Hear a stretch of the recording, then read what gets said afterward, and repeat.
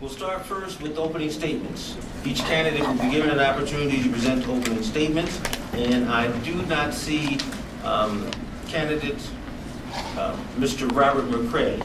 You'll find his statement in the nonpartisan literature, and I do not see Mr. Robert McCray. As far as the opening statement, we'll start then with Mr. David Atkins. Mr. Atkins, you're allowed, sir, to present a 2-minute opening statement. My name is David Atkins. I was raised on the west side of Chicago. My dad worked 35 years for Chicago Housing Authority. He was the head maintenance man. I graduated from Crane High School. I played on the basketball team. I also was an insurance salesman for Western Southern. In my second year, they recruited young guys in the projects. They wanted them to be insurance salesmen. So I passed the test in Springfield. They put in the roughest project in the city, which was Tiffani Graham. I worked that job for 5 years and moved farther. I stayed 8 years in Richton Park before I moved to Park Forest. I only been in Park Forest for 5 years. I was a volunteer for commissioner for 3 years, and I worked that 3 years, and then I moved up to the chairman of the senior commission board. I like helping people. I love helping senior citizens and the seniors of Park Forest. Park Forest is a beautiful place to reside in. Hopefully we can rebuild and get stores and the businesses to come back out here, and so that all the people can support them and keep them out here. Thank you. Mr. JeRome Brown, you have, sir, an opportunity to present a 2-minute opening statement. Good afternoon, all. I want to thank you all for stepping out to hear all of the candidates, including myself, the opportunity to present our issues and our desires to do good for Park Forest. I want to thank the co-ops for coming out and sponsoring this event, as well as the nonpartisan group. My idea, as far as Park Forest is concerned, is to give Park Forest a second breath, a second wind, to make it stronger than it's ever been before. A lot of people say we should get back to where we were. I think that we should make Park Forest stronger than it ever was. One of the greatest things that happened to me in Park Forest is my son, and he's around here somewhere, was born in Chicago. In Park Forest. I always tell people I was a son of Chicago, but I became a father of Park Forest. And since then, I've been doing a lot of mentoring, as far as kids in Park Forest and outside Park Forest. Before I attend church here as well, at Grace Church in Park Forest. When I was leaving church today, I asked my pastor if he would give me some words of wisdom and guidance. And he said, of course. He took me in a room, so I want to read this all to you. Where is it at? If possible, to the best of your ability, live at peace with all people. Don't try to get revenge for yourselves, my dear friends, but leave room for God's wrath. If it is written, revenge belongs to me, I will pay it back, says the Lord. Instead, if your enemies are hungry, feed them. If they are thirsty, then get them drink. By doing this, you will pile burning coals of fire upon his head. Don't be defeated by evil, but defeat evil with good. So with saying that, I'm trying to live in peace, but I would also like to thank Gary for the false statements that he made about me in eNews.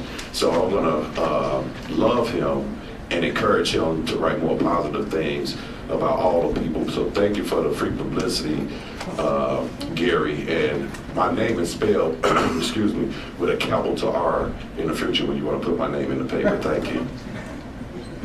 Mr. Joseph Carroll. Thank you all for coming out. I want to thank the Cooperative Commission for sponsoring this event, and as well as the nonpartisan committee. My name is Joseph Carroll. As you guys can see in the brochure, it states a little thing about me. I am a resident of Park Forest for 13 years. I'm a father of 2. My family is in the audience as well. They're back on the wall. I'm a veteran from the United States Marine Corps. I did 10 years in the Marines. Coach a local football team here. It's called actually Richmond Park before Park Forest got their own team, which was like a couple years ago. So that's why I'm looking to go there now. I'm an independent decision maker. I own my own little local tax business here in Park Forest. I own a home here in Park Forest as well, and I own property in Park Forest. So my daughter goes to Rich East, my youngest daughter goes to Beacon Hill, all 162 and 227 districts. I am vested for Park Forest, and I'm here to do everything that I possibly can to try to bring back those that the older generation has seen how Park Forest flourished in the years. I'm from Kankakee. I grew up there my entire life before I joined the Marine Corps, and it was a joy to come to Lincoln Mall when we came from Kankakee. It was a joy to come up here and see all the Madison, the Park Forest, and the Richmond Park residents out there shopping.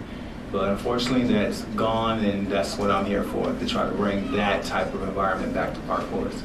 Anyone, thank you so very much, and hopefully everybody have a great day today. Thank you. Mr. Andrew DiCosmo? Hi, my name is Andrew DiCosmo. I had a kind of statement I was going to write out, but I figured I'd be impromptu, saying that tell you guys a little bit about me that you guys don't know from my research. But so I grew up in the co-ops, and this is kind of where I learned to be an entrepreneur, by shoveling snow, cutting grass, passing out flyers. So I see a lot of familiar faces out there when I used to do that. Basically, I used to do this as any job that would help me purchase items that my parents said that I did. So that's why I did it. I hope to answer all your questions with the best of my ability, facts that I have researched. To know more about me, please visit andrewdicosmo.com or check out my Facebook page where you can ask questions, post concerns, and things like that. Thank you to the Non-Partisan Committee for hosting this event, co-ops for sponsoring this event, and thank you for everybody that showed up today. Thank you. Thank you. Ms. Tiffani Graham? Hello, everyone. First of all, I want to say thank you to the co-ops for having this event, as well as the Non-Partisan Committee. And I want to thank all of you all for coming out to listen to what we have to say. I grew up in Park Forest. I was born and raised here. I've been here since 1980. I'm a part of Park Forest. I actually have a brick outside on the Founders Way. And if you look right outside, I'm on that poster at the bottom in the left-hand corner. I feel like there's a phrase that it takes a village to raise a child, and I feel like I was raised by the village of Park Forest. And with me knowing how Park Forest was back in the day, I really think that I can bring that back to Park Forest. With me being one person and there being 7 people to make votes, I think that I would be a very, very good part of that team. And all I can do is ask you for your vote on April 9th. And starting tomorrow, you can vote early. And you can vote early here from 9 to 5 p.m. at the Village Hall. Thank you. Mr. Darryl L. Jordan? Good afternoon, everyone. I'd like to thank the organizers of this committee for this forum, the co-op and the nonpartisan group. I do not have a candidate statement in the nonpartisan literature, so I'll read that for you now. Hi, my name is Darryl Jordan, and I'm a resident in the village of Park Forest. As a homeowner and a taxpayer for 3 decades in Park Forest, I'm deeply invested in our community. I'm currently serving as chairman of our Neighborhood Watch program in the W section of Park Forest. I've raised 2 children, Darryl Jordan Jr. and Brittany Jordan, which have attended and graduated from high schools in the community. My wife, Jacqueline, and my sons are educators at Rich East High School. My daughter is an undergrad student at Northern Illinois University. After I graduated from Morgan Park High School, I attended the College of Automation, where I studied business data processing and computer science. I'm a flexographic and offset printer by trade. While working my trade, I also served as an executive board member for 20 years for the Graphic Communications International Union. I believe it takes a community to make our village. No one person can do it alone. I love Park Forest and I'm proud to have been able to raise my family here. With my leadership abilities as community chairman and union board member, and the help of the other village trustees, I feel we can bring Park Forest back to being America's #1 village. Thank you. Thank you. Mr. Robert McCray? Thank you very much, Mr. Moderator.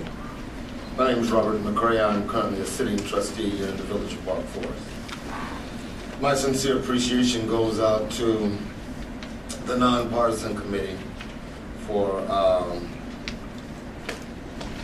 hosting today's event, and to the co-op organization for hosting it. This is our final forum. Special thank you should go out to all of you dedicated Park Foresters who are here to decide which 3 of the many candidates for village trustee will earn your vote. I hope to be one of them, and during today's forum you'll find out why I'm the best choice. After serving 2 terms with the finest, most ethical and understanding elected officials in the greater Chicago area, and given the headlines, perhaps the state, I'm asking for your vote on April 9th. Reflecting on the sitting board, every member has at least a professional degree, and several have graduate degrees with at least 1 PhD. This is not to diminish the educational strivings of anyone else, but to indicate that when one goes through that kind of intellectual rigor, those kinds of people are usually best suited to make the best business decisions for any organization, any corporation. I'm pleased to participate in the intellectual rigor of this governing board, and with your support, I will continue to serve you in the Park Forest tradition of good, caring, and competent government. Thank you. Thank you. Ms. Theresa M. Simmons? Good afternoon to all the attendees, and good afternoon to the moderator. Thank you for the Non-Partisan Committee and also for the Park Forest Co-op for sponsoring this forum. I'm Theresa M. Simmons, and I'm running for Village Trustee because I care about the Park Forest and I care about the future. I've lived here with my husband James for 33 years, have raised 2 children who attended Indiana School and are Ridge East High School graduates. I'm a registered nurse. I'm not new to service, but became more involved in the community with my children. I'm especially passionate about the arts and the outdoor activities that Park Forest offers to our community. However, we are, as a community, facing a lot of challenges, not unique, but very similar to other communities. Park Forest has a lot to offer the residents, and I'd like to serve in the behalf to maintain our culturally diverse, thriving model community. With your support and vote, I will serve all Park Forest by listening and being vocal with the residents' concerns. I won't say that I can solve all the concerns, but I vow to serve based on facts, assessments, and the reassessments of strategies that aren't working to those that do work. I can't make certain promises, but I will guarantee to you that I will serve with integrity, faithfulness, and honesty without any personal interests above the interest of all Park Forest residents. Thank you. Thank you. Mr. Randy Simmons? Good afternoon, everyone. My name is Randy Simmons. I am also from the west side of Chicago. Me and my wife, named Kimberly Simmons, we moved out here since 2001, been a Park Forest resident. I have a son, Randy Simmons Jr., and proudly glad to announce a new addition to the family, which was born to us this past Monday. My name is Kyra Simmons, the new boss of the house. I definitely want to give her thanks for these past couple of days to allow me to get some sleep throughout the night, so I'm able to be here in front of you guys. So I'm truly happy about that. But again, my name is Randy Simmons. I've been part of Park Forest, the president of the Park Forest Ambassador. Also some of the other things that I'm involved with, for the past 3 years, I've been one of the head coaches with our Little Tykes basketball leagues, working with our kids here, and also with one of the regional chambers out here, the Chicago Southland Chamber. I'm also ambassador with the chamber there.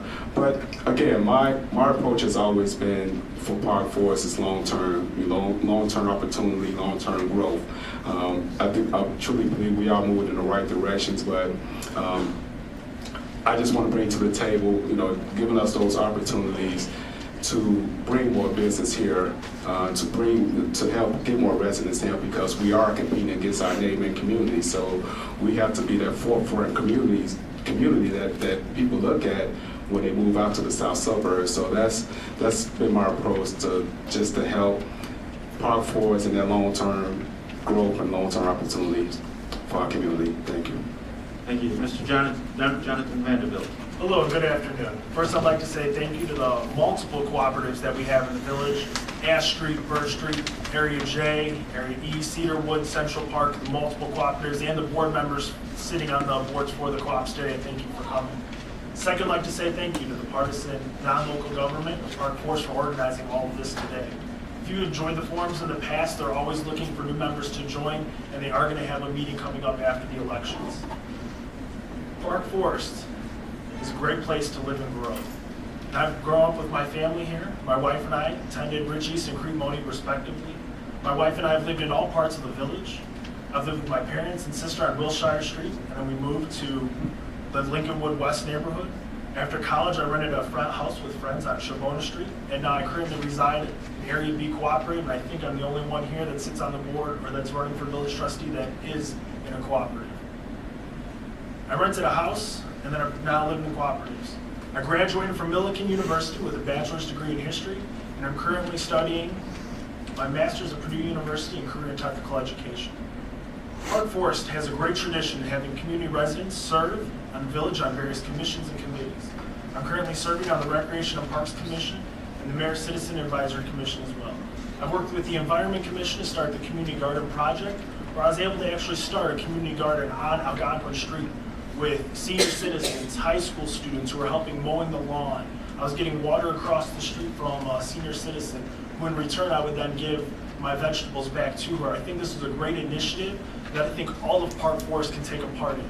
If you have an empty lot that you know is on your block and it belongs to the village will reimburse you up to $370 to maintain that empty lot and to increase the housing stock in Park Forest.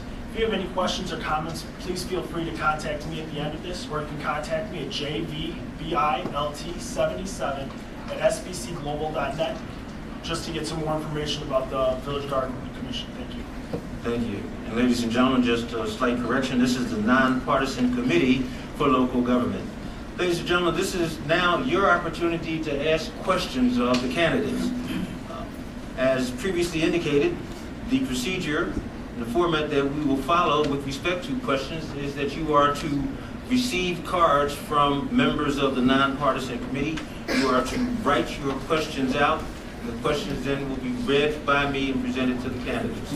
I do have questions, starting with question number one. Question number one is for all of the candidates. Question: what departments can be eliminated or reduced to save money and divert those funds to the crumbling infrastructure? I'll read again. What departments can be eliminated or reduced to save money and divert those funds to the crumbling infrastructure? We'll start this round of questions, ladies and gentlemen, with Mr. Jonathan Vanderbilt. Mr. Vanderbilt. Depopulation in the village has caused serious problems that are going to continue to rise. The first being a high tax burden on residents. In order to divide or eliminate or reduce, I think some of the things that we need to look into are other funding revenue sources. Mainly with the water infrastructure. It's going to cost us $16 million to fix the water main problem in Park Forest, because that's $1 million a mile. One of the things I'd like to do if elected village trustee is to look to Richton Park, Olympia Fields, these other smaller villages that have smaller amount of residents, because right now with depopulation of the village, the water right now, we're at a decreased rate at about 10 to 15,000 residents that we could actually produce more water for.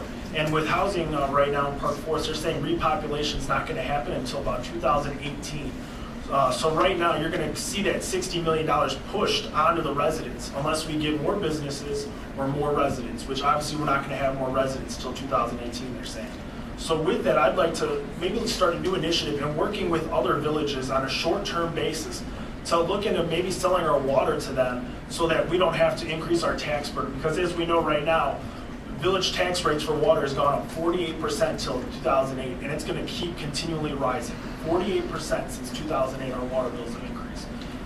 Right now, if the population is 10 to 15,000, then some smaller villages like Richton Park, Olympia Fields, Stager, and even Sauk Village, that we can maybe look into sell our water on a short-term basis until repopulation happens. That's just one of the ideas that I'd like to see happen in Park Forest, just to not have the tax burden pushed on us and the residents here. Thank you. Thank you. Mr. Randy Simmons. Yes. As far as departments to eliminate, like I said, my approach has always been about education. I think it'll be a huge challenge to try to eliminate anything at the moment. You know, I definitely would go to like each line items and see where money is being spent. But again, I'm all about long term, and like I said, I always stress that we are competing against neighboring communities.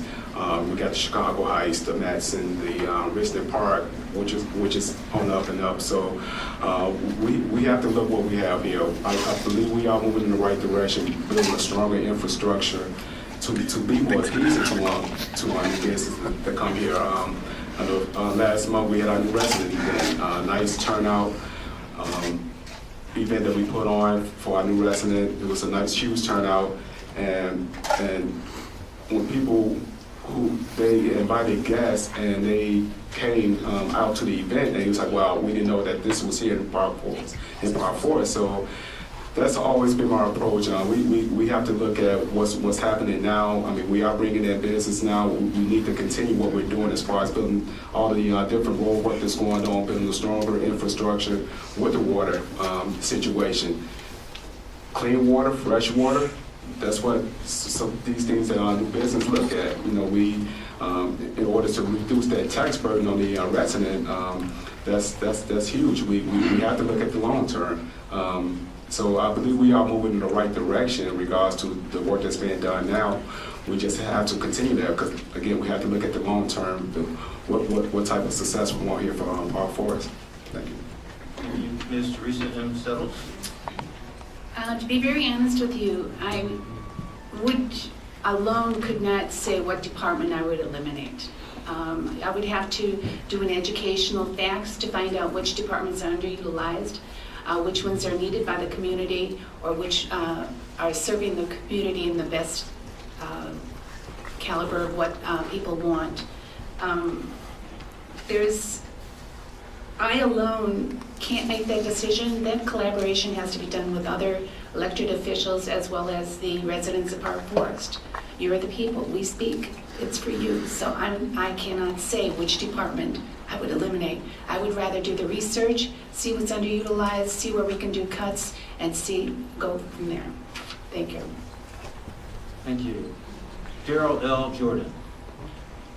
I want to kind of elaborate on what Mr. Funderburk said.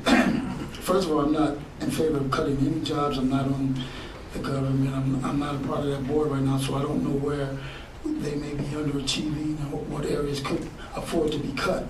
But I think if we could look at some of these other villages and see how they're operating and how they're managing to cut costs and balance their budgets, we could perhaps take some of their ideas and institute them here in Park Forest. But it wouldn't be fair to me to say what we should cut, not being a part of that board right now. Thank you. Mr. Robert McCray. Thank you very much, Mr. Moderator.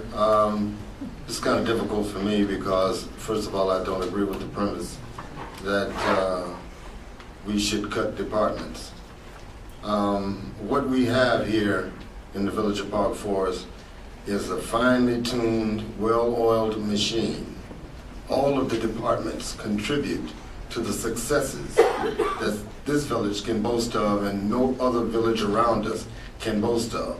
Those villages around us ask us, how do you all do it?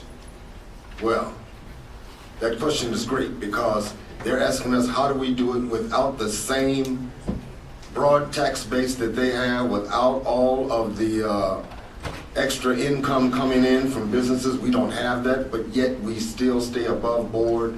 We still outstrip all of the efforts of all of the other villages around us.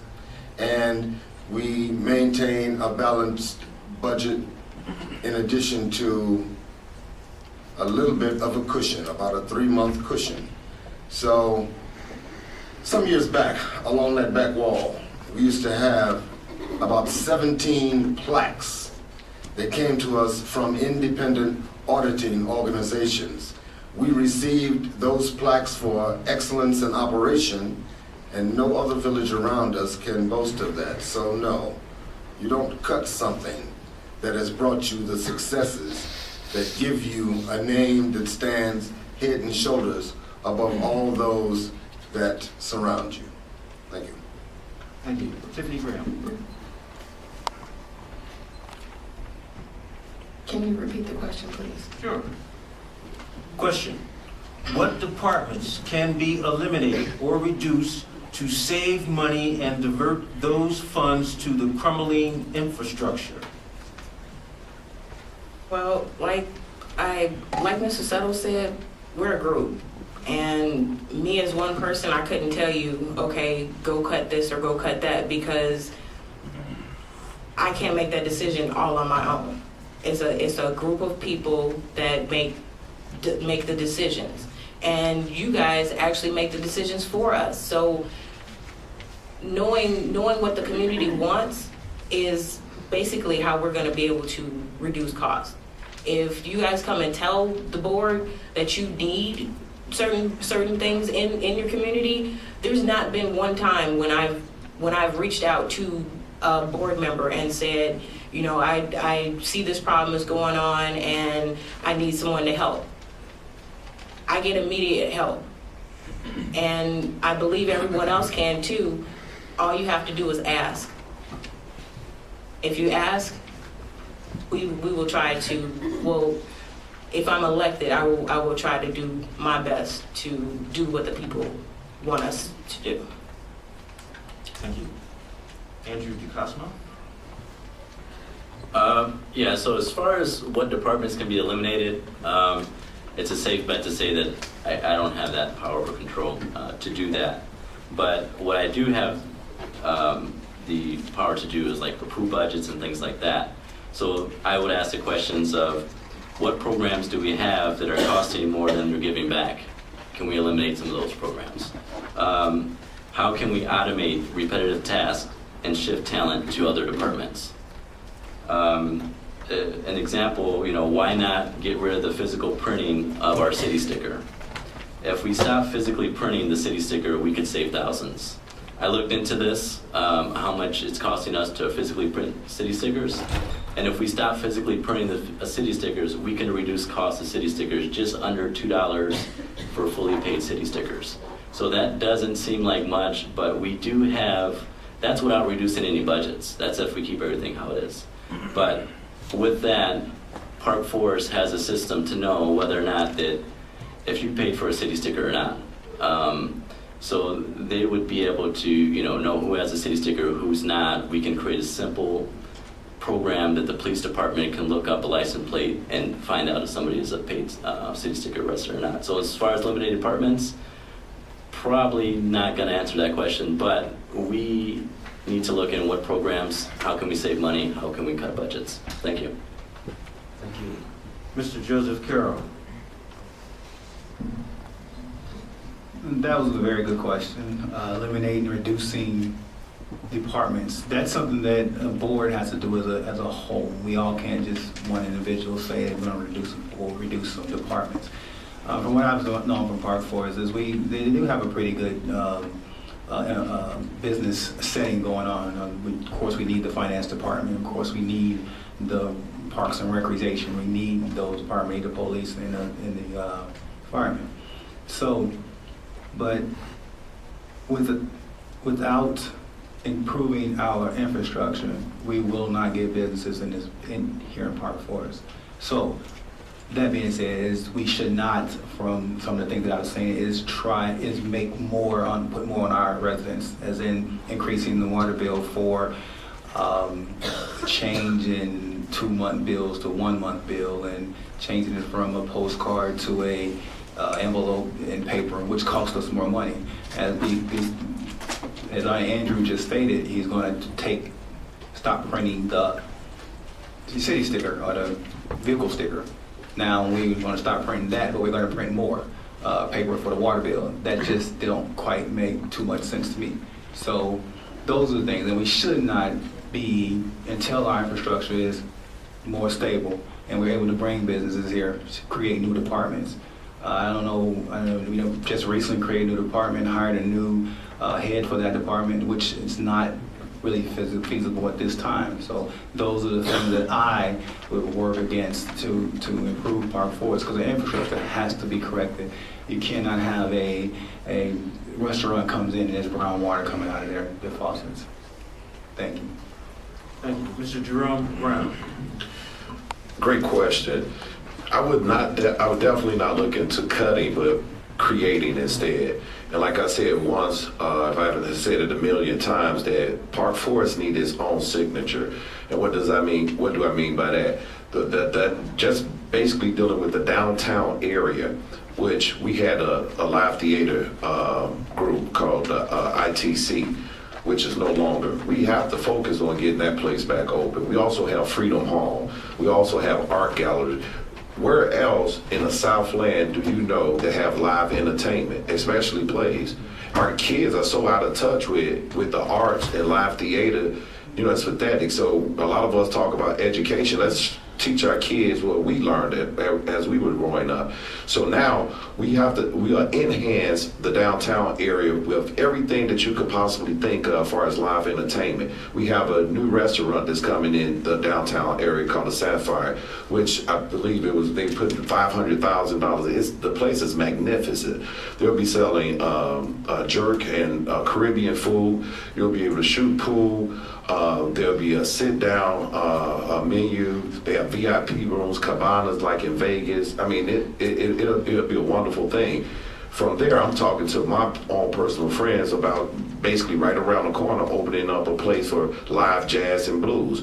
And I know that we have some mature crowd that would leave the other place to the younger crowd, where we just want to sit back and relax and be able to ride a bike or walk close by and be able to enjoy our loved ones and our family. So what I'm saying is create a signature name for Park Forest by livening up our live entertainment, whether it's to see the arts, buy portraits, listening to music and things about of that nature. And the last thing, the Scenic 10 is something that we got rid of a few years ago. I say bring that back because it brought sponsorship and so much money to Park Forest. We need to look into bringing that back because there's a great deal of runners that are out here. Thank you, Mr. Brown. Time is up. Mr. David Atkins. I don't think no department should be eliminated right now with the economy the way it is. I was told that we know that Park Forest have a big water problem. And I was told that when this place was put up, Marshall Fields was next door, and this was another store. They borrowed $500,000 to put this together. We're still paying the loans back. Eventually, they'll get the water problem straightened out. And with the help and the information of all the citizens and the senior citizens of Park Forest, hopefully we can get something done together. But it takes time. Thank you, Mr. Atkins. All right, ladies and gentlemen, the next question is for Mr. Brown and Mr. Brown only. Mr. Brown, why have you been telling people you are going to stop Park Forest from taking down the co-ops? I'll repeat. Why have you been telling people you are going to stop Park Forest from taking down the co-ops? Mr. Brown. Thank you, Gary, for that question. like I have said a million times, there's nowhere the same. I actually ran for mayor. Most people know that. The same things that I fought for then, I'm fighting for now. And to make this clear, and is that the camera up there? So to make this clear, I'm trying to fight for lower taxes, real simple. I'm trying to fight for the lowering of the water bills, to bring businesses into Park Forest. And the mayor himself obviously think I have some type of potential to do that because he appointed me as a commissioner on planning and development. And on top of that, the only other thing that I have added to my list was to the safety of Park Forest. Throughout the whole entire Park Forest, we've been having break-ins, which my home was broken into. We've been having break-ins and violent, random acts of violence.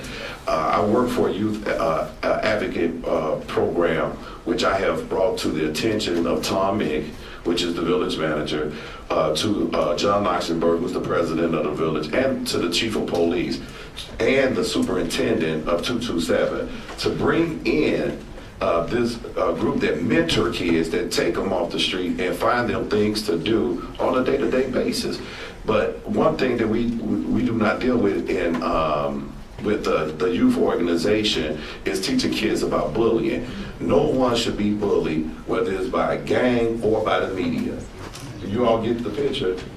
So we have to stand as a village and say, no more nonsense. I don't want to get here and talk about property owners versus co-ops. I don't want to talk about Will County versus Cook County. I want to talk about Park Forest and the well-being of Park Forest, period. Thank you, Mr. Brown. Ladies and gentlemen, candidates, each candidate has an opportunity if he or she wishes to respond. Is there any candidate that wishes to respond to the question that was asked of Mr. Brown? We'll move on. The next question is for all of the candidates. What can be done to improve communications with renters, to take concern for the safety of our community? Too many of them close their doors and close their drapes and don't report possible criminal activities. The question continues, but I'm at a loss of understanding the question. I stand corrected. This looks like there was the start of a new question, which I'm not going to read. So, we'll start this round of questioning, and candidates, if you wish me to repeat the question, I'll be happy to do so. We'll start this round of questioning with Mr. Randy Simmons. Mr. Simmons.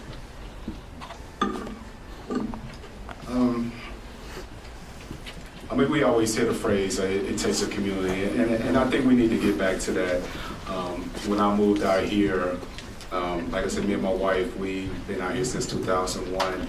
And at the beginning, like I said, I wasn't that much involved. Like, this was a new area for me, but at the time, I did take the time to meet my neighbors. At one point, I was the court captain, so it gave me an opportunity just to get out to meet our neighbors. And I think we need to get back to that point.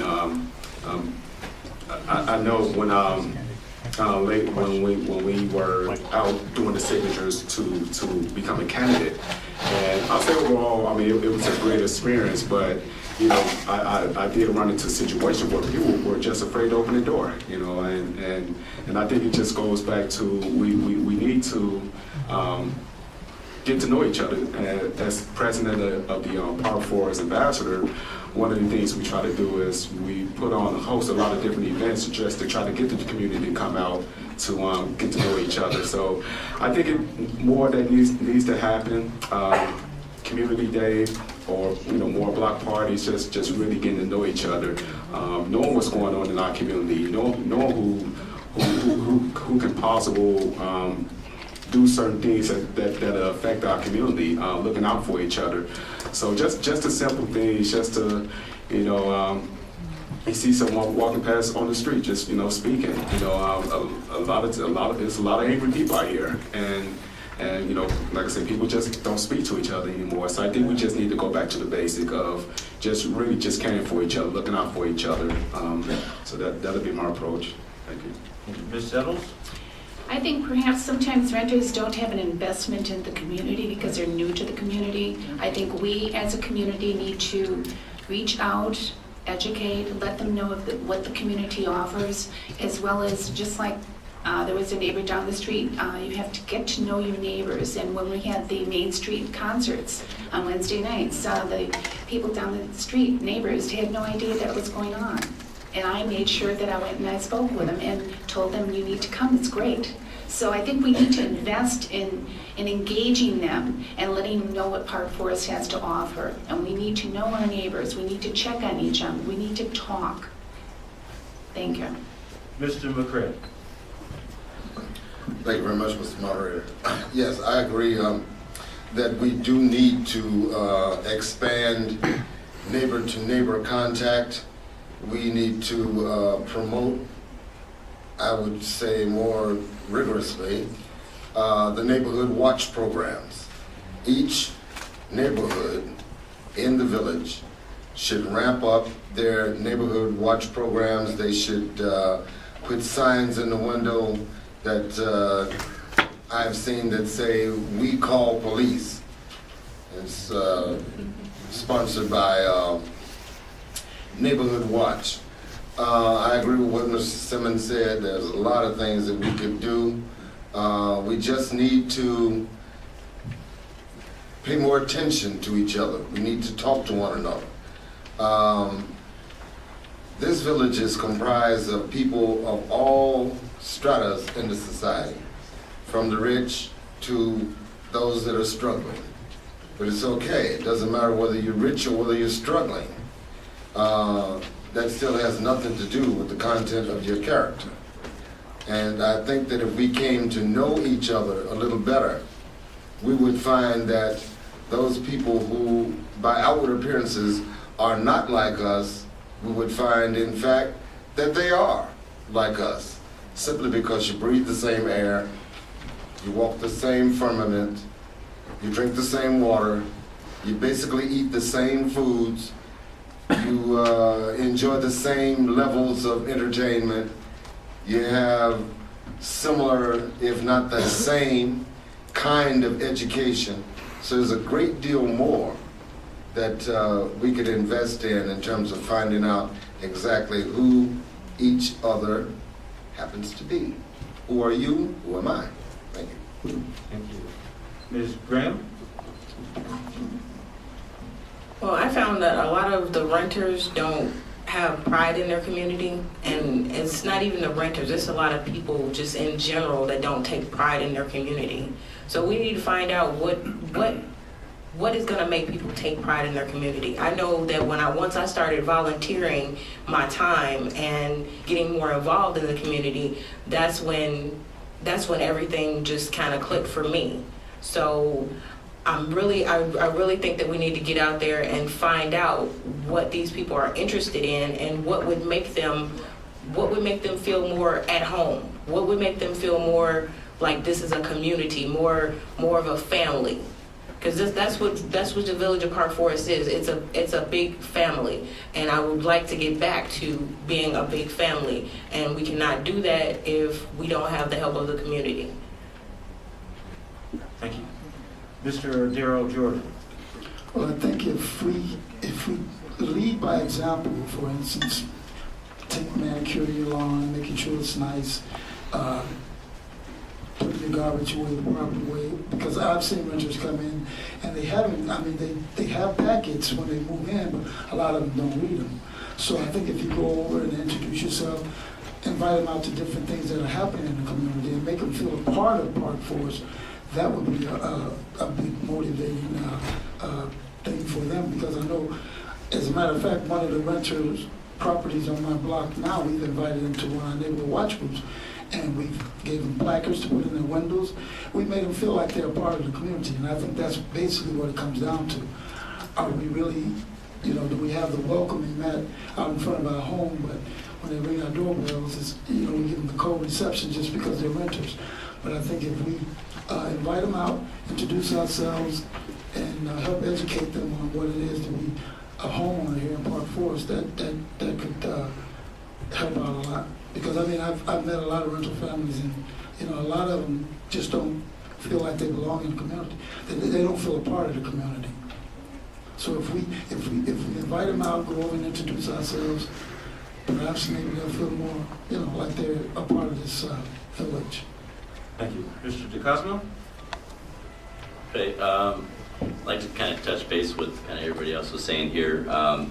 Neighborhood watch is very important. I remember growing up in Area E that, we used to have a neighborhood watch party every month. And growing up, I didn't know too much about it because I was just there for the free brownies. But now that I see the importance of, what's going on in the co-ops, and I see that more often in the co-ops than in these local houses. Like in our houses, we don't have as many neighborhood watch programs. And a lot of reason is because many of these parents are working 2 jobs and struggling to keep up with the increase in prices with taxes and the raising city sticker price and things like that. It also is this new youth generation doesn't have respect for elders. And it's not being instilled into them in their family household and things like that. The other thing is that I don't know how many of you guys have drove around Park Forest, but I'm sure you guys probably all experienced it. Is when they're in the middle of the street and they're walking, they're not getting out the way for you. They make sure that they wait. You have to wait for them to get out the way. And as a police department, I would like to see those kids fined for jaywalking and things like that, for stuff like that. But also, we also need to introduce ourselves to our neighbors. I would like to see some type of liaison for each block. Whereas we have a new neighbor, we give them information, welcome to the community. My name is such and such, and this is, what we're all about here in Park Forest. Whether a renter or home buyer, because if people are more aware, like Mr. Jordan said, they take that information, they get a lot of stuff coming in, and they just throw it away because they're busy unpacking boxes and things like that. But if somebody physically tells them and hands them a piece of paper, they'll be more likely to read it before they throw it out. Thank you. Thank you. Mr. Carroll? Another good question. Everybody on the panel is pretty much speaking the same terms. More block parties, and that invite more of the renters out to be part of our community. So the neighborhood watch program, the same things on right now as they are right now. But renters they have the opportunity, just like all us homeowners, to come to the village and find the parks and recreations and find things that they can do so they can meet their neighbors that are around them. I'm a father, and I have 2 children that grew up here in Park Forest. My daughter, when I first moved here, my oldest daughter is 15 now, she'll be 16 in April. But she was 3 when we got here, so she's been through a lot of different programs. She's been through the ballet program here in Park Forest. She's been through the basketball program, although she didn't like it too much, but she still went through it. And my youngest daughter is 7 right now. She's in karate here at Forest Trail. Of course, she's a cheerleader out here in the area. She's doing MODERATORs in chess for the Park Forest, for the school. So there are plenty of things here for these individuals to do. I don't think they don't feel part of the community, they just not informed. And everybody has to remember, renters are residents too. Remember that. Can't say they don't care, they'll say they do, because I know I have a renter in one of my properties and they care. She cares about the crime just like a resident, no different. So we have to make sure that those individuals that are walking, jaywalking, don't respect the elders. I have seen it too. I've had people come in front of my house, wanting to cause some commotions in front of my house, so we had to call the police. They say that I'm the younger generation, but I'm not as young as you may think, so. But I've had problems with some of the youth as well, but being part of the football teams that's out here, being part of the karate, going out and talk to the basketball coaches. I met Randy Simmons at one of the basketball games that my youngest daughter played at, and he's a great coach, and his team won a championship. So there's plenty of things for us to get them involved in. So that's what we got to do as residents. Thank you. Mr. JeRome Brown. This is another situation where we're dividing and pointing the finger again. And as I was a kid, my family, we had an apartment, and my mother made us sweep the front porch of the building, so it was caring there. We had to mop the porch, and I would tell her, hey, this is not our place. She said, you live here though. So I'm not gonna, like I said, I don't wanna put this in the situation of renters or versus owners, and co-ops versus property owners, and like I say, the Will County versus the Cook County. We got to get that we must get that out of our language. It looked like I see it's some people here that go to my church, and I think there's a lot of people in here believe in God. Am I right or wrong? Everybody, show of hands, who went to church today? All right. Now watch this. How many of you ask your next door neighbor to come to church with you? And I'm guilty. I haven't did it. You see what I'm saying? But my next door neighbor that lived to the west of me, when they moved in, I didn't go next door and greet them to the neighborhood. I took my whole entire family. My little son, my wife, and my daughter. The whole family went over there and said, hey, here's the gas station, library, the P.O. box. If you hear noise at night, I'm here. If you need a ride somewhere, I'm here. Things of that nature. And watch this, where I grew up at, if your grass wasn't cut, instead of complaining. Check on him. The man had been dead for 2 weeks. Okay, I'm saying that to say this. When you're 62 and older, blend in and help each other. Get block clubs. Check on each other. Because these are supposed to be our golden years. We don't want to sit back in a corner and say you don't want to be bothered. If you don't see a person, ask about them, inquire about them, even if you have to call the police and have to check. I care. I'm a senior citizen, and I care about all the seniors and the citizens of Park Forest. Look out for each other and love one another a little bit better. Thank you, Mr. Atkins. Mr. Jonathan Vanderbilt. I think the police and board have tried to take an issue of the renters and residency by starting the parental responsibility ordinance, by having the crime-free ordinance, by having the community policing project, where they actually have every officer is designated a certain spot within the community that when they're on duty, they have to go and look at every house up and down that block. And I think the police are really trying to help tackle this issue. And what I'd like to see is some of the neighborhood watch programs that were started with the Mayor Citizen Advisory Committee that was on, is that I'd like to see that beat officer directly working with the neighborhood watch program and have a neighborhood watch program started in every community in Park Forest and have that as a big push for the board and the police to start that up. I also think that, since 2008, we've seen the amount of vacant houses double within Park Forest. How can we tackle that issue of vacant houses, empty lots? I think the community garden project is a great initiative, and everyone on the board is saying, how do we get these residents to come together? How do you build relations? You start a community garden that is started and funded by the Village of Park Forest for $370. You build that garden, you'll be reimbursed that amount.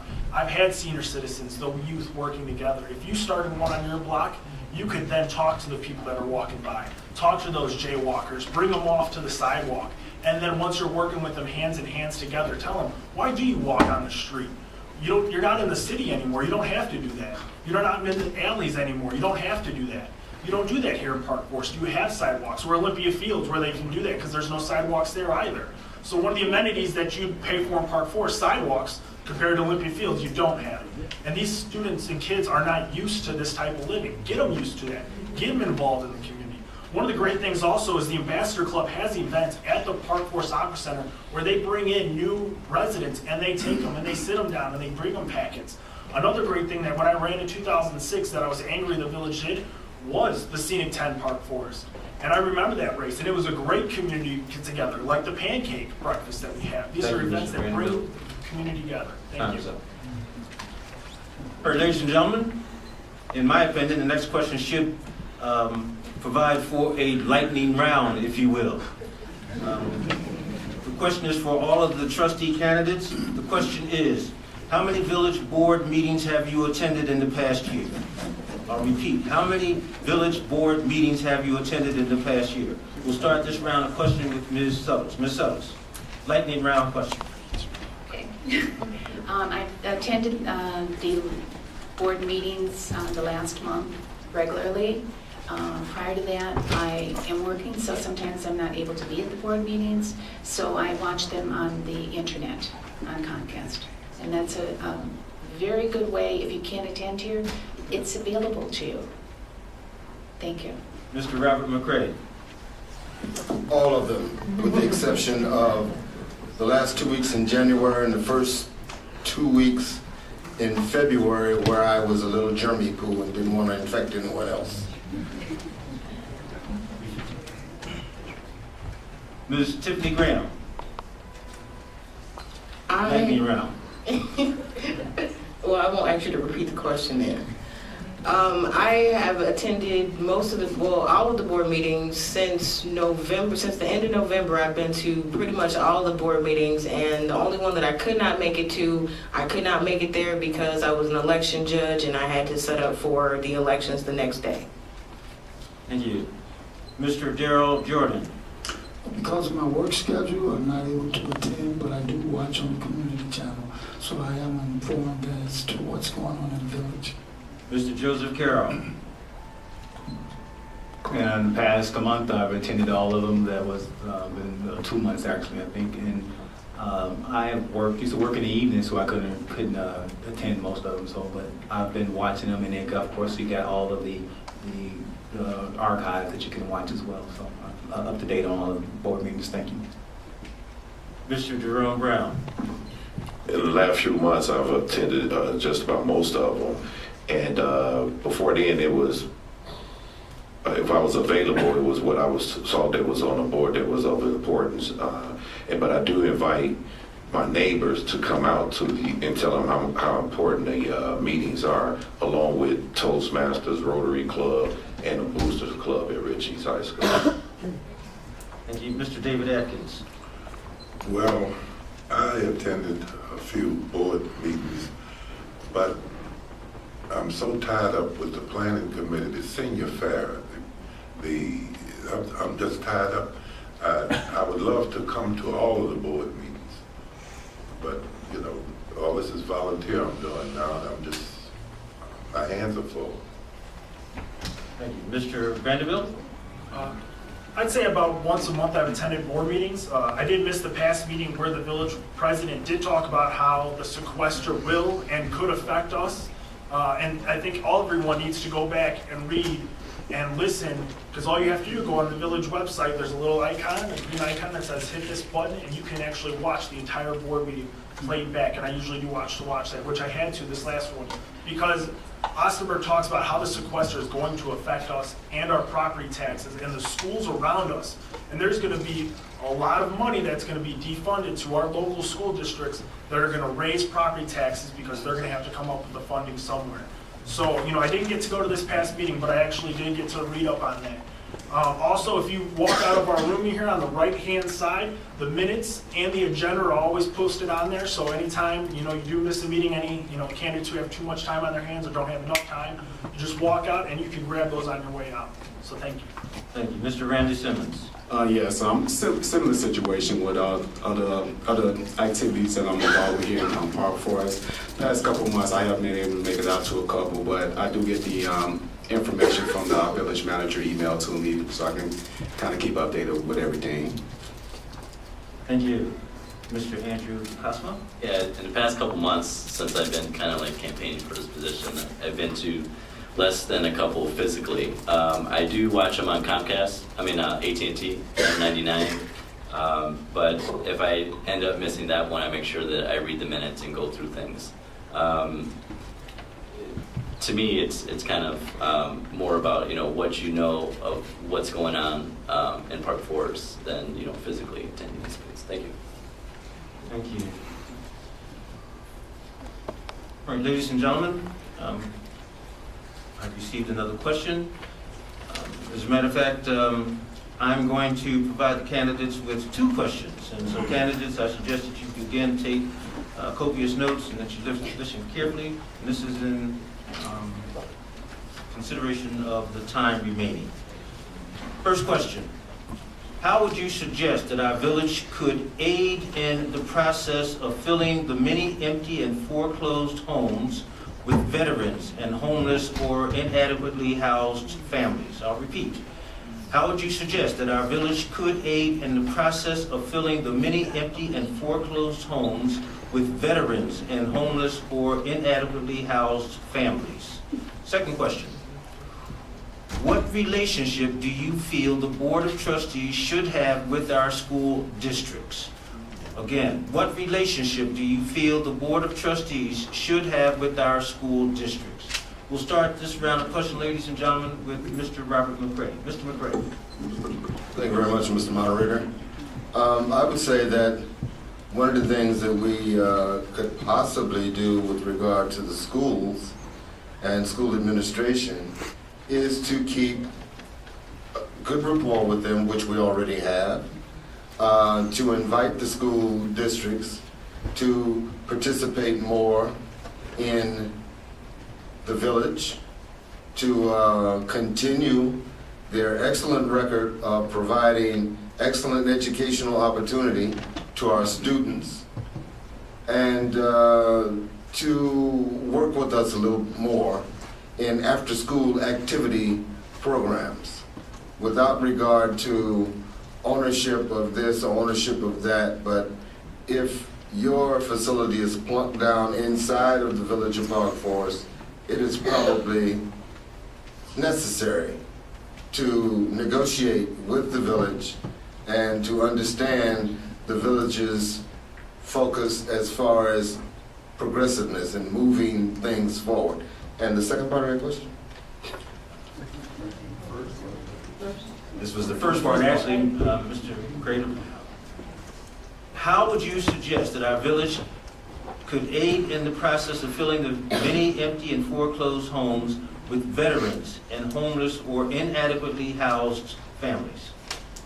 Actually, our Economic Development Advisory Group, as well as the Plan Commission, could come together. The Plan Commission I know of, because I am a board liaison to the Plan Commission, has already begun exploring those options with the various Habitat for Humanity and other people like that.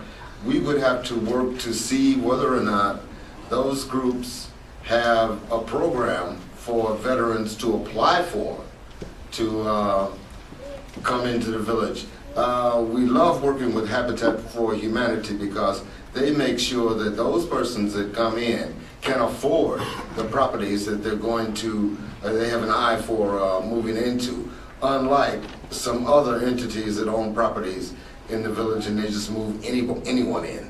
Thank you. Thank you. Ms. Tiffani Graham? Well, I think that since Park Forest was actually built for veterans, I think that we should actually help our veterans get housing now. I think that we should look into getting grants just for veterans to come into our community. Like I said, this community was built for veterans, so why not help them get housing here? And the second part of the question, I've got it written down. What do you feel? Thank you.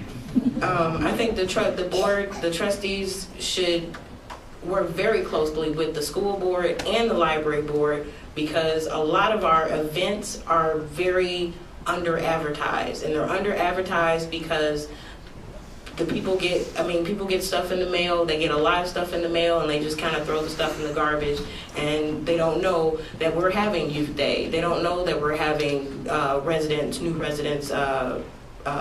day. They don't know anything about it. They don't know that we're having a job fair at a local church. They don't know about stuff like that, and that's because one thing that we can do is if we get our kids to take stuff home, if they take anything home, Mom, I want to go, Mom, I want to go, they're gonna come. Because I currently work on the Youth Commission, and one event that I see a lot of residents at is the Youth Day. And we work very hard to advertise for Youth Day, and there's always at least 200, 300 or more residents at this event. And I think that if we work with the school board and the library board, that we can help with our youth. Thank you. Mr. Darryl Jordan?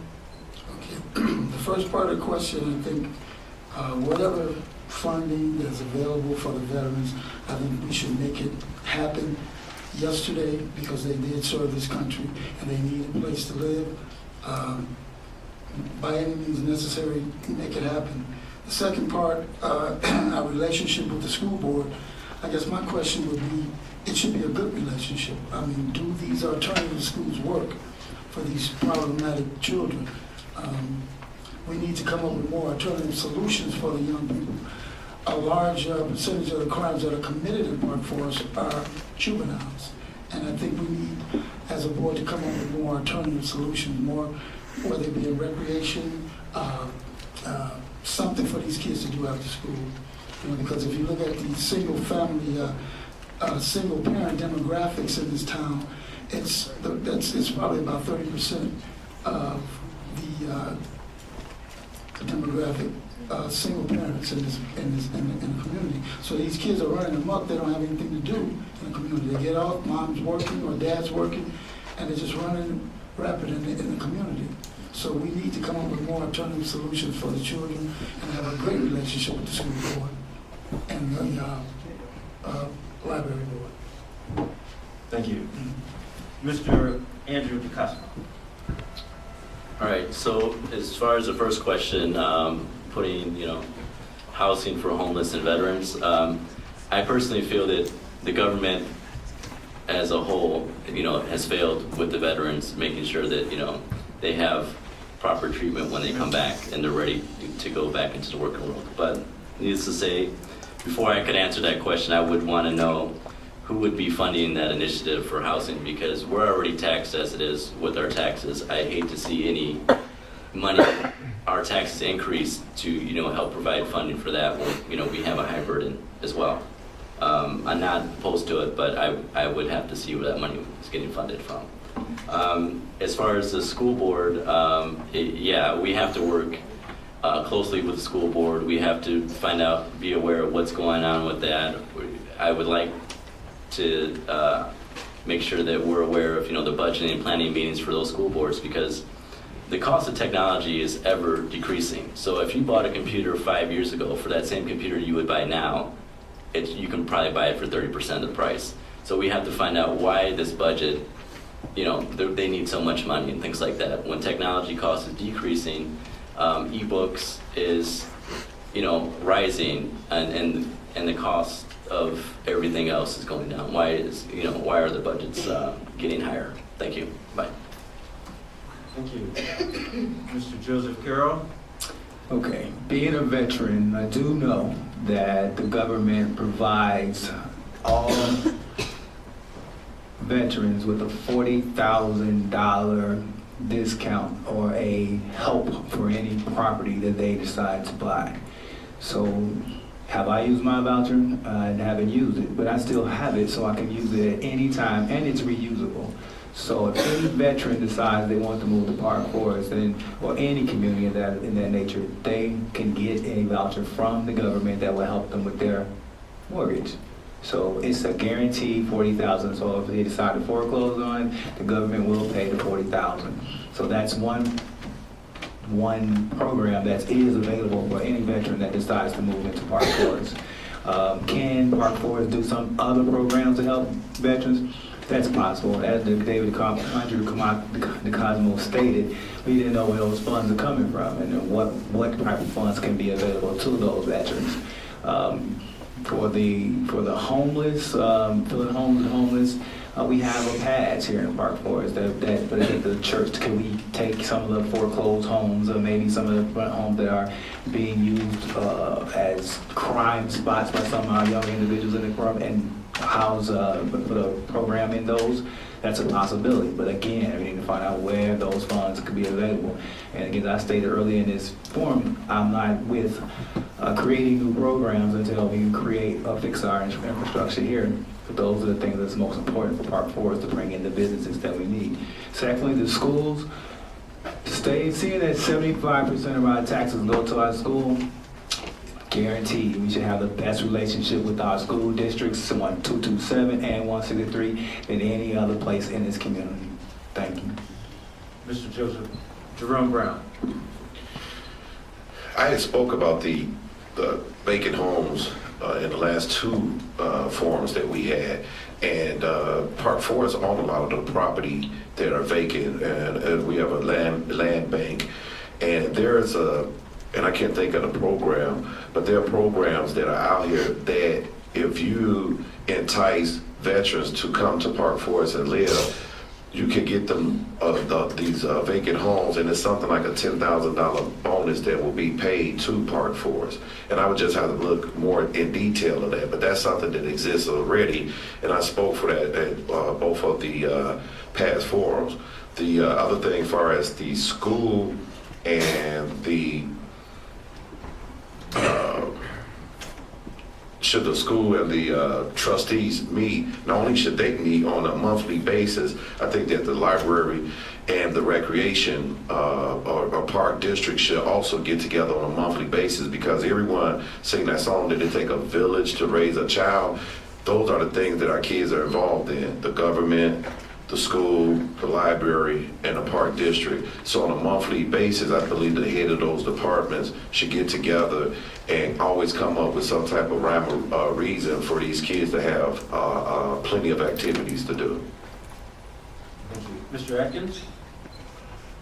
Well, I think, if I'm not making a mistake, I think the president signed a bill for the veterans to give them top-notch service and also homes too. I don't know if it went into effect yet, but I know he did say he signed that. And as far as the schools, I think not only the south suburbs, schools all over the United States should be secured for the teachers to come to school so that they could teach the kids. The kids need an education. They need better security and make sure that the teachers are secure, and also the children too. And get special programs for the children to put something on their minds and help. Because right now, summertime is not even here real good yet. And it's a lot of problems in every neighborhood, high crime. Thank you. Mr. Vanderbilt? I think the village should aid in the process of filling or filling empty homes with veterans. Right now, Chase Bank is offering $10,000 to buy a house in Park Forest, and that's part of the building pilot program. So there are some other incentives. Habitat for Humanity has helped rehab and reconstruct houses for families and will restart this project in the spring in the community. I think working with Veteran Affairs and other government agencies to help veterans finding and keeping a home, especially with housing prices selling at 1970 levels. There's some pretty fairly cheap houses in Park Forest that should be fairly easy level loans to get. I think we need to foster relationships with school districts. Working on the Recreation and Parks Commission and working with village employees, we had started an after-school program at Talala School.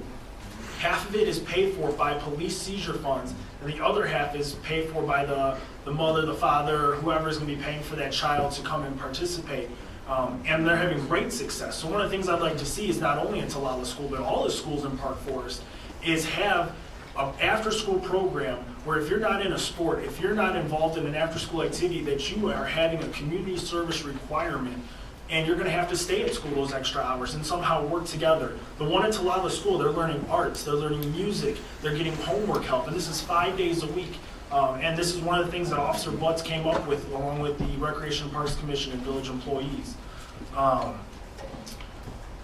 I'd like to see schools start this after-school program and even see community servicing requirements increased at the high schools and middle schools so that some of these students who are walking the middle of the streets will have a reason not to be out in the middle of the street at 4 o'clock in the afternoon if they're not involved with school activities or sports. And right now, if we're getting 60% of our property taxes are schools, we need to increase our participation with those schools. Thank you. Thank you. Mr. Randy Simmons? Yes, in regards to our veterans, I think it's definitely important to home our veterans. With Park Forest, that was the base of Park Forest, taking care of our veterans. And I think there are definitely a lot of programs out here. And I think the key is to have that organization here to get the information out to our veterans. I think that's key. Because also, even with our homeowners, there's so much things out here that can help us in regards to like the veteran tax exemptions, senior tax exemptions. So there's information programs out here. I think the key is getting the information to our veterans and having them out if it's a bookload of paperwork that needs to be done. I think there needs to be an organization that kind of oversee those type of programs. Also, same with our homeless population. You have these group homes, throughout the city of Chicago, or also throughout the Chicago Heights, where you have these group homes that not-for-profit organizations taking care of our homeless people, giving them second chance to be more productive citizens throughout the Chicago Heights area. So I think those are just some ideas, looking at those not-for-profit organizations that are successful with, dealing with our homeless population. I think those are things that we need to look at. In regards to, the relationship between our board members and the school district, definitely important. Again, Part 4 is, my goal is long-term. Education is part of that. If our education school district is up to par, that's what people look at when they want to move into a community. How's the school being run? I know we have issues with our kids, putting together programs for our kids. We want to make leaders, mentorship programs, tutoring programs, put our kids involved. We want to make leaders with our kids. So I think that's truly important for the long-term success of Park Forest. Thank you. Thank you. Ms. Settles? Park Forest began its life in 1948, and that was for returning GIs. I think it's an excellent proposal that the village could evaluate with and explore avenues for new veterans to get into the housing. The village could explore the avenues with Habitat for Humanity, the Housing Authority, and also the Veterans Affairs to make this a realization. As far as the school district is concerned, a greater portion of our resident tax bill is for funding of the school district. I think it's very important we have a good liaison and also have a good working relationship with the schools of the district and make that for a better education for our children. Thank you. All right, ladies and gentlemen, we have one final question. This is a question for all of the candidates. What green improvements would you like to see in our town? How would you go about making that happen? I'll repeat. What green improvements would you like to see in our town? How would you go about making that happen? We'll start this round of questioning with Ms. Tiffani Graham. Ms. Graham. Well, I served on the Sustainability Committee last year, and we did a lot to, well, a lot of our suggestions came, and they're about the green initiative, so that we can turn Park Forest into a green town. Recently, I saw at Prairie State they have a water fountain, and they have it's a section that you can put your water bottle into, and it automatically just refills your water bottle, so you don't have to keep buying different bottles of water. I like to see something like that come to Park Forest in our area.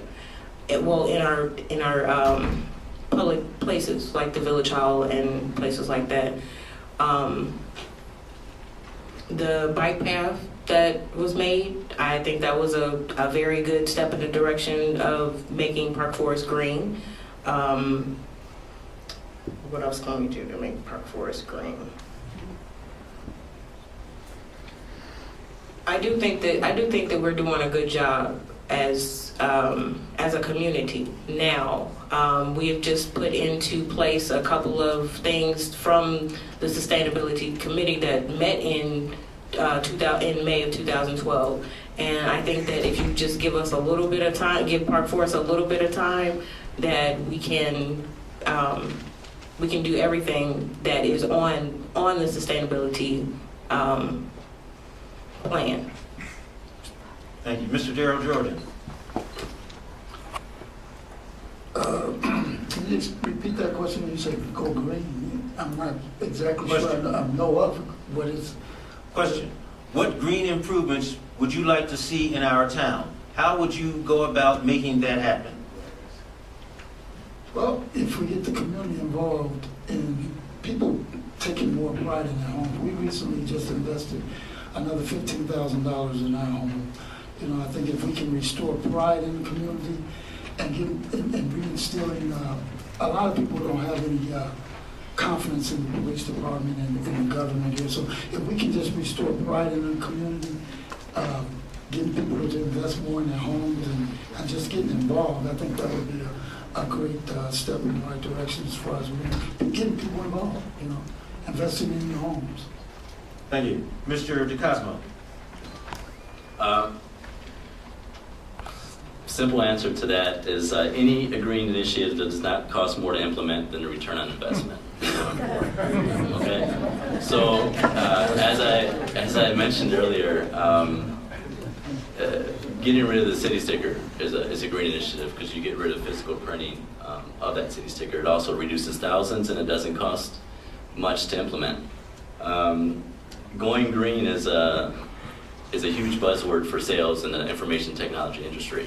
And I work in that industry, so I know that consultants will try to sell you something green just so they can sell you a new product that, you know, will save money in the long run. But sometimes going green doesn't mean that it's going to save money.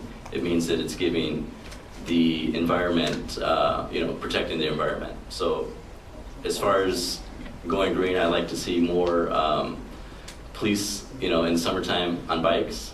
If they're going in a small area, I like to, you know, see them ride through the co-ops and things like that.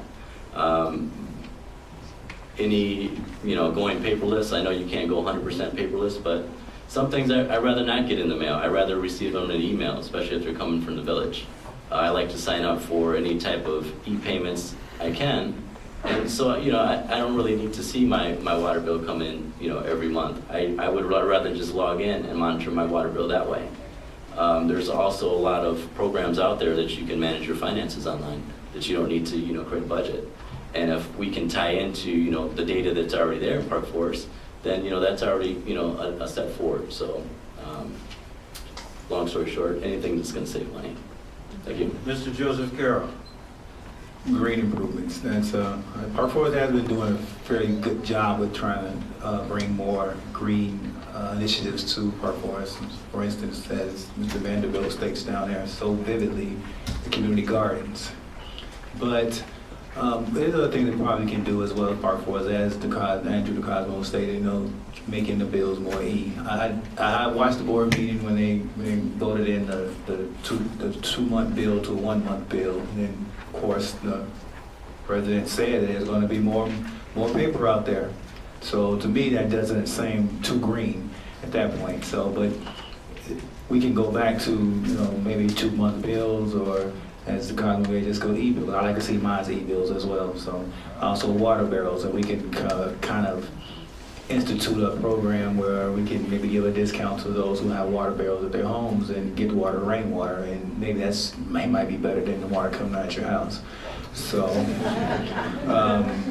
those particular things that we can probably, you know, put together to probably help Park Forest with more green initiatives. Because, you know, I know with the gardens that we're going to have, like Mr. Vanderbilt states so vivid again, we need to have water. So why not have rainwater, you know, saved up and taken out to those areas, and individual gardens in your yard. So why can't you do maybe buy some tomato seeds or things like that and offer them out to some of our residents, and they can put gardens in their backyard, flower seeds and things like that. So that will help beautify our community, as well as provide some nourishment to them as well as making our community a little bit more green. Thank you. Mr. JeRome Brown. Thank you.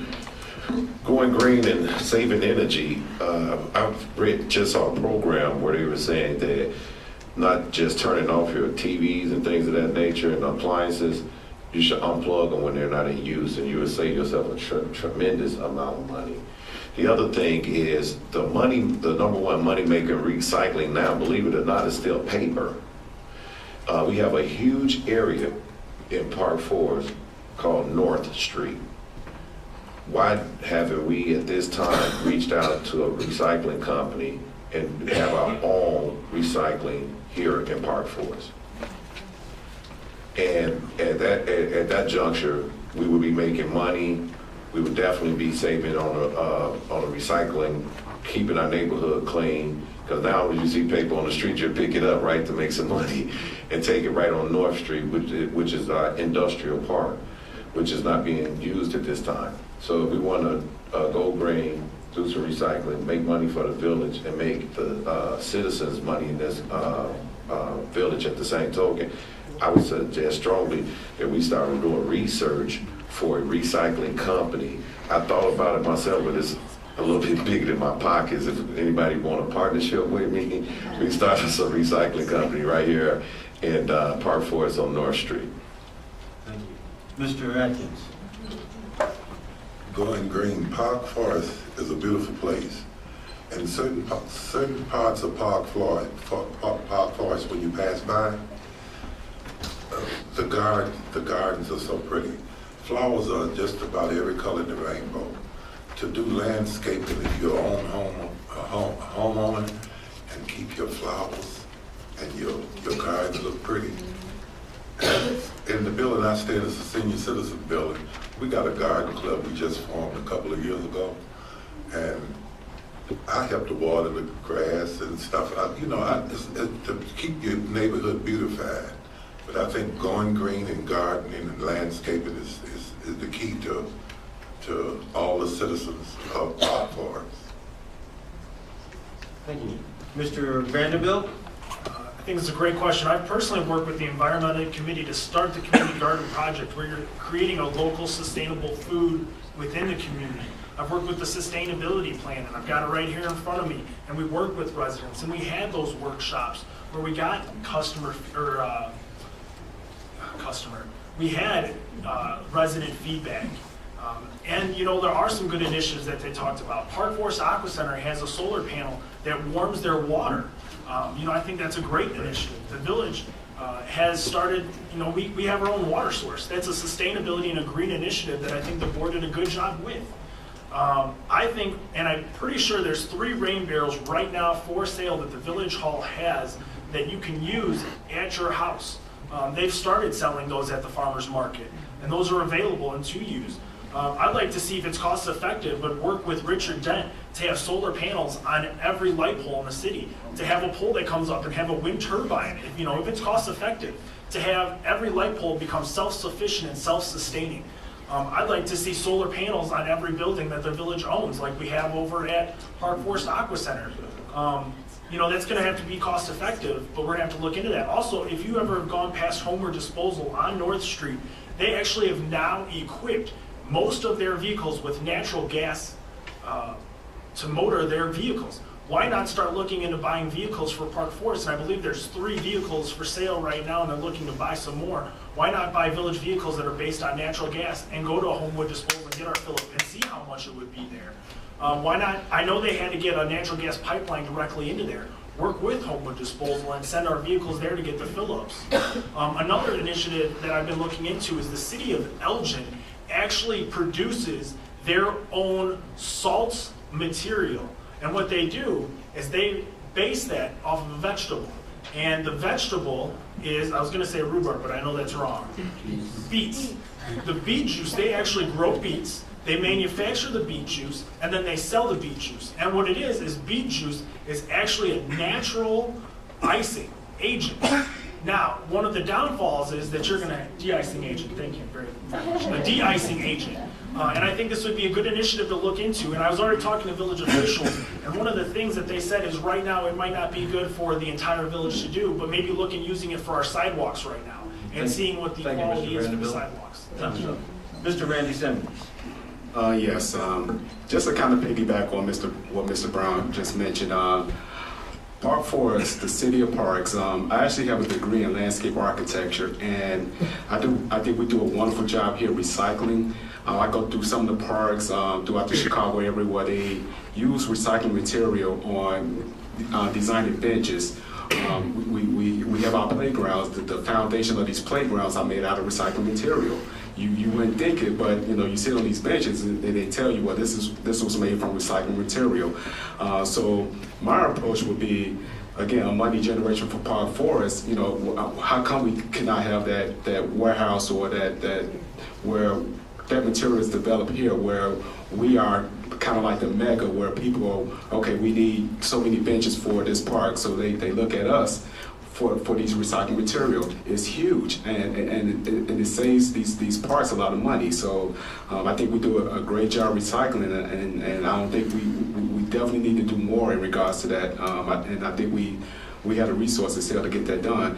If I had the money, Mr. Brown, I'd definitely partner up with you for that, because it's huge. Let's make it happen. Thank you. Thank you. Ms. Settles? I don't think we have a choice. We have to go green. It's a fact. I think Park Forest has been doing a really good job with the solar panels, the rain barrels, the co-op, the gardens. I think sometimes going green can be costly, but I think Park Forest Village is really trying to address that in a real positive way.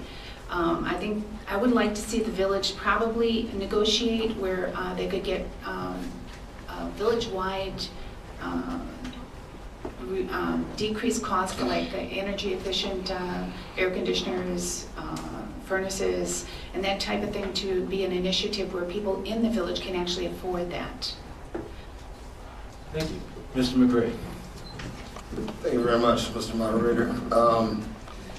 Everything that has been said here about going green, especially the solar panels on the Aqua Center, those things, all those ideas were put forth by the current board, sitting board. If I may, Mr. Vanderbilt. We created that. Your current board did create that. We voted on it, we brought it in, we made it happen. As far as the turbine situation, wind turbines were first introduced to this village long before I got to the board. And then magically, some 6 years later, someone came up with the bright idea, we should have wind turbines, we should have, solar panels. If they had listened to what I was saying 6 years before, they already have. That's okay. I have been put in that position most of my life. I always come up with something way before everybody else comes up with it. One of the things I'd also like to say is I did not vote for the extra paper that is going to come with putting out water bills monthly. I voted against it because I thought that bi-monthly was better. It gives people a longer period of time to marshal their funds and to negotiate their funds. And so those are the kinds of things that you can expect from me in my candidacy. Also, the smaller turbines. We already have those things in the works. The smaller wind turbines, smaller light gathering devices. Remember, you get a gas bill, you get a water bill, you get an electrical bill. You don't get a rain bill. You don't get a sunshine bill. You don't get a wind bill. Okay? Those things just come to you naturally. We intend to harness whatever properties we can use from those natural elements for the betterment of the village. Thank you. Thank you. Ladies and gentlemen, this concludes the question and answer session of the forum. At this time, each candidate will have an opportunity to present to you a 2-minute closing statement. Mr. Jonathan Vanderbilt. Mr. Vanderbilt, you have now the opportunity to present a 2-minute closing statement. I'd just like to harp on it one more time, but if you want to make Park Forest better, right now, take on a community garden. Make Park Forest better. Talk to your residents. Get them together. Find that empty lot that's down the block and say, hey, let's start a garden. Let's get our vegetables for free. Let's work with some of the nonprofits around here and go to St. Irenaeus and talk to them about how to start a garden. I started one on Algonquin Street. Go to Rosemary Pfizer. She's in the back. You can talk to people right now and learn how the fire station now has the community garden in the back and how the firemen are loving it now because they have fresh vegetables and they're going back there and they're picking it. And this year they're going to help this year with that. I think this is a great thing for the village to take on. If you've got an empty plot, please step up. Right now it's an eyesore to the community. It's decreasing our property values. And this is one way that we can increase our property value just by making a garden on that site. You want to talk about lowering crime rate? Work with the people that are walking past your street and talk to them and say, hey, do you know how to pull weeds? Hey, come here, pull weeds. What's your favorite vegetable? Talk to them. Talk to these people that are walking down the streets, sagging their pants, walking in the middle that are, talk to them. Engage them and teach them about the community.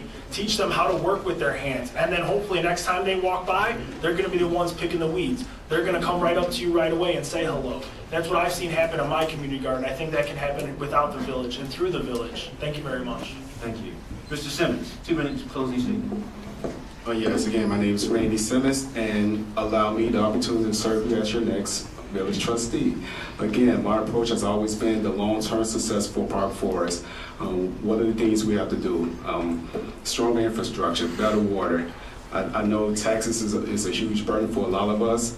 What's available to us at the moment? What tax exemptions we can take advantage of as residents and as our own business?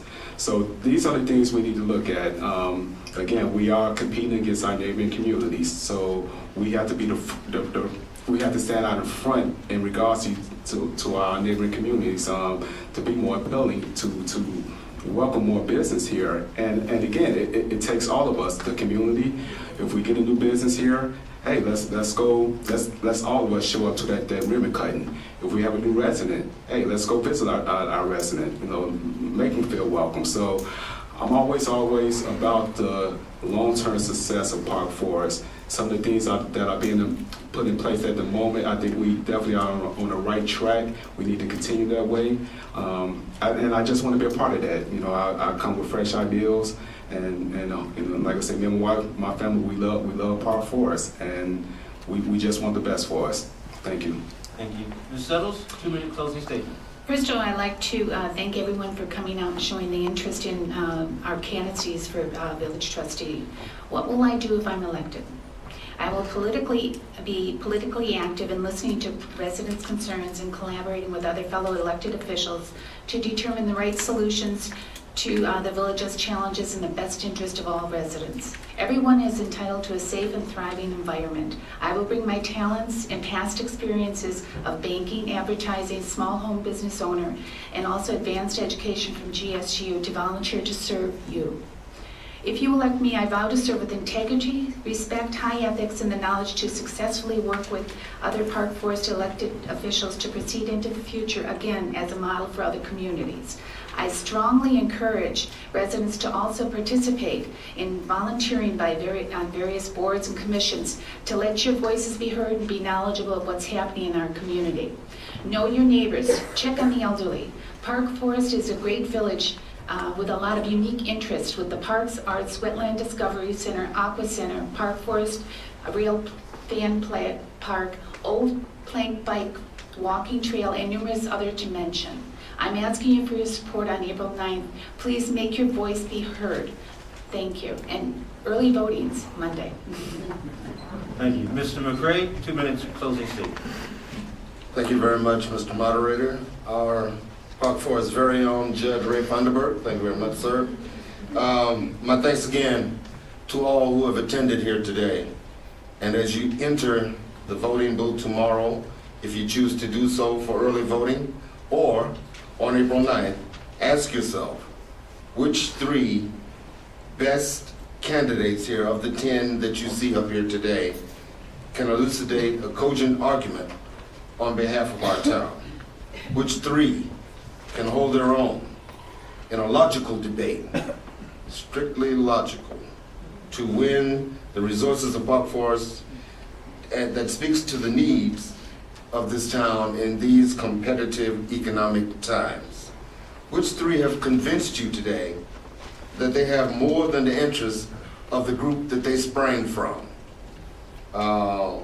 We have young people who have needs. They are our future. We need to fight for them. Most of the parents we have in the village are doing a commendable job with their children. The schools are doing a commendable job. Everything has at least a small area, at the very least, for improvement. We'd like to see those improvements be put into the mix. Let's start it. There are a few people, a few schools maybe, that have bad habits, but they in no way represent the majority effort of our schools here in the village of Park Forest. Most importantly, getting back to the candidates. Which 3 understand the culture of Park Forest? Which 3 understands our commitment to our families, our co-ops, homes, and yes, our parks? I ask for your vote on April 9th, 2013. Thank you very much. Thank you. Ms. Tiffani Graham, 2-minute closing statement. To close, I would like to say again, my name is Tiffani Graham, and my desire is to give back to the community that raised me. And I believe that the Village of Park Forest raised me, and I would like to be a part of the committee that makes the decisions for Park Forest, because I would like to be your voice. I would like to be the voice that no one is using right now, but I would really like for you guys to give to our community. This is your community. This is not our community. This is not the mayor's community, the president of the board. This is not the trustees' community. This is your community. You have to tell the board what you want, and the board will try its best to do it. I don't make promises to anybody because I can't promise anything as one person on a board of 7 people. But I can promise you that I will make the decisions that you guys need and the decisions that you guys want us to make. This is not about me. This is not about anybody else up here. This is about you. This is about the Village of Park Forest. This is about bringing us back to our original luster. We were the all-American city before, and I think we can do it again. So I'm asking you all to remember that tomorrow is early voting, and you can do it here at the Village Hall from 9 to 5. And I would really like for you to punch 15. That is my number, punch 15. And I would like you to remember that on April 9th as well. And tomorrow, I will be having a kickoff event at Freedom Hall from 7 p.m. to 9 p.m.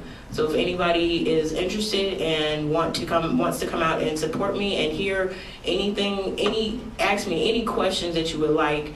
This is a one-on-one thing, and I hope you guys come out and see us tomorrow. Thank you. You're not suggesting, Ms. Graham, that the voters vote twice, are you? All right, moving up right along. Mr. DiCosmo. All right, before I go into my closing statement here, I would like to thank my family for showing me, family and friends for showing me support. I'd like to mention back in the previous question, I failed to mention that my wife actually works for the federal EPA, and she's the expert in the pollutants portion of going green. Personally, I'm an expert in the technology portion of going green, and I think we need an expert for energy in going green in order to have good initiatives. But going to my closing statement, I'd like to thank everybody in attendance here today and those watching on TV. Some of you are here to support, and some of you are here deciding who to vote for. I know we didn't get a chance to go through all the questions, but I'll be sticking around here for a few more minutes if anybody has any questions or just wants to say hello. If you have any questions and you're not able to speak to me today, feel free to reach out to me on my website, andrewdicosmo.com, or send me a message on Facebook. Thanks again to the Non-Partisan Committee for their effort in putting together this event, and the co-ops for sponsoring this forum. I would like to thank all the candidates up here today for their courtesy and respect for each other. They truly have made this a positive experience for me. It's safe to say that everyone on this panel is very concerned about the future of Park Forest, and it's up to the voters to decide who the 2 or 3 new faces will be. If elected, I will always strive to achieve what is best for the town and cooperate with others to make sure things get done. In the event, if I'm not elected, I will make myself available to work with the village if they're willing to listen to my ideas. Thank you. Thank you. Mr. Joseph Carroll, 2-minute closing statement. Again, thank the co-op organization, nonpartisan group for hosting the event. And as Andrew said, it has been a great experience being in front of the Park Forest residents. You guys are wonderful, as I've always thought from the 13 years I've been here. So I am concerned about matters here that's going on in Park Forest. I believe that the community can be more involved with each other and local government here.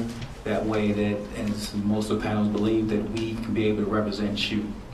Who can fight for you, make decisions, and logically represent you. Just remember, our current board has voted to increase your water bill because they're going to 1-1 bill, as well as the green initiative we so think that we're doing is going to bring out more paper.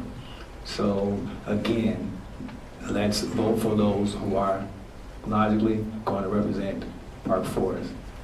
I am a new voice on the panel. I want to represent the interests of Park Forest. I'm an independent decision maker. So I will look for those that's out there in the residents to help me make better decisions for the community. Because that's where it all begins. It doesn't begin with us on the board. I'm only one person, just like anybody else here. We got 7 other people, 6 other on the board that would have to vote the same way as I do. If elected, I want to support more participation in crime prevention by residents and reduced unemployment in Park Forest. Thank you, and vote for me on April 9th or starting tomorrow, lunch 20. Thank you.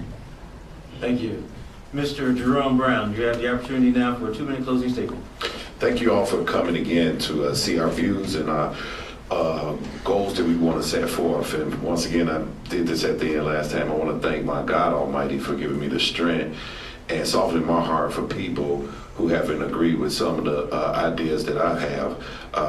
And with saying that, I want to continue to service this community because I'm already serving you in a whole lot of different fashions. I'm a part of the Rotary Club. I'm a part of Toastmaster. I was a booster parent for Rich East. I have so much invested in this community. My son is 3 years old, was born here, one of the best prizes of my life. My wife and myself brought our first home here. And the people continue saying things about the co-ops. I'm looking into the co-ops, into moving into the co-ops because of, tax things.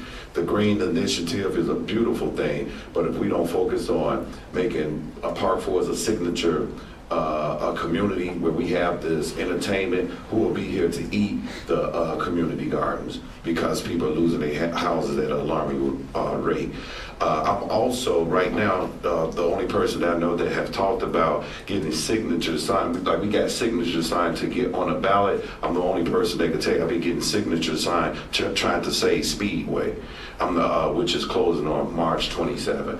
I've also have written Walt's Grocery Store and several other stores trying to bring them into our community that will be competitive to stores like Ultra and Aldi's just down the street. I also talked to a lady that have Tiffani cookies. She'll be coming to the Rotary Club to speak, and she'll be bringing some free cookies. That she's interested in opening a store there. I have already talked to some partners. Once Sapphire open, we'll be still in a more mature customer because we'll be looking into dealing with a more mature crowd, listening to live entertainment with sit-down dinners. I could just keep going and on. I have been blessed. I have been blessed to be here. I want you all to give me the opportunity to continue to serve you. Please punch number 19. I will fight for you. Thank you, Mr. Brown. Mr. Atkins, 2-minute closing statement. I would like to thank the Non-Partisan group and all the seniors of Park Forest that are here today. I need your support, and I would like to be the next trustees. I need your vote too. I'm involved in several different things, volunteer with the senior fair, the farmers market coupons, the senior commission board, and I would like to serve Park Forest as long as I reside here because I care. Thank you, Mr. Atkins. Mr. Darryl Jordan, sir. First of all, I would like to thank everyone for coming out and attending this forum. I deeply appreciate all of the candidates that are here today. I've learned a lot myself. We all share a lot of the same concerns and issues in this town, being homeowners. A lot of times residents feel like their voice isn't being heard. Let me be that voice. I've served in this community as long as I've lived here. Win or lose, I'll still continue to serve because I love this community. I love the people who work for us. It's easy to work. I'm easy to work with. I think the current board has done a good job. I'm very excited about the strategic planning that they've set forth, and I'd like to be a part of that. I think change is inevitable. I think each one of these candidates here, I like to compare it to stew. Each one of us add a different ingredient. Diversity is good, and I look forward to serving you as your new village trustee. Vote for Darryl Jordan. Thank you.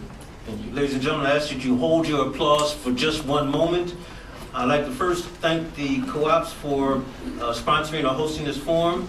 Also, I'd like to remind you, ladies and gentlemen, that Tuesday, April 9th, is Election Day. Also, as mentioned previously, early voting begins tomorrow, Ms. Graham?